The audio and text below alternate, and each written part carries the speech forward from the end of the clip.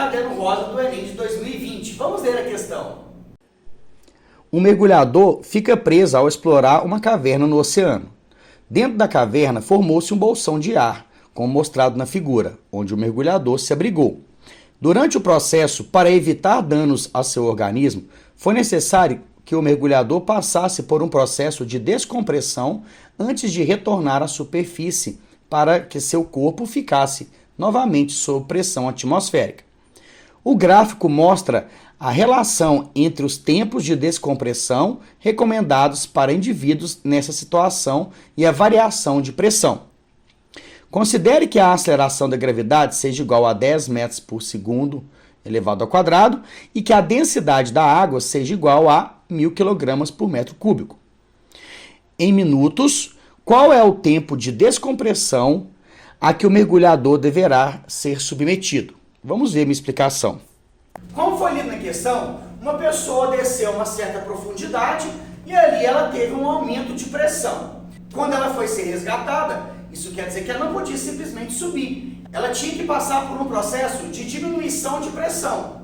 Então o exercício deu um gráfico falando quanto tempo a pessoa tinha que ficar com a sua diminuição de pressão. Então o que nós temos que fazer para essa questão? Descobrir qual foi o seu aumento de pressão e esse aumento de pressão que você teve, então, nós vamos analisar em cima do gráfico. Lembrando que o Enem adora cobrar situações de interpretação de gráfico. Se se trata de pressão de líquidos, então eu vou usar a equação, onde a pressão é dada pela densidade do líquido, a gravidade e a profundidade. Aquela equação, ela mostra para mim o quanto que você tem de pressão somente do líquido. Não é a pressão total, pois a pressão total, você tem que somar a pressão atmosférica mais a pressão do líquido.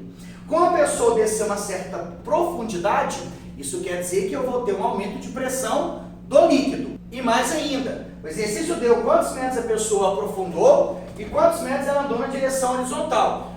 Andar na direção horizontal não aumenta nem diminui, não varia a pressão. A pressão depende somente da coluna de líquido que você tem acima de você. Então eu vou usar apenas 50 metros. Esses 30 metros, então, foi simplesmente para te confundir na hora de fazer os cálculos. Para calcular essa pressão, então, nós vamos ter a densidade do líquido, foi dado no texto, 10 elevado a 3. A gravidade foi dado no texto, 10. E a profundidade foi retirada pela figura, 50 metros. Fazendo esses cálculos, nós vamos ter, então, 5 vezes 10 a 5 Pascal. Isso foi o aumento de pressão. No caso do gráfico, ele deu para a gente em quilopascal. Lembrando que quilo representa 1000. Isso quer dizer que a minha pressão vai ser de 500 vezes 10 a 3 Pascal. Ou 500 quilopascal. E pelo gráfico, então, eu tenho que 500 kPa, ou seja, uma variação de pressão de 500 kPa equivale a 60 minutos. Portanto, então, o meu tempo ele vai ser de 60 minutos, que corresponde à letra C.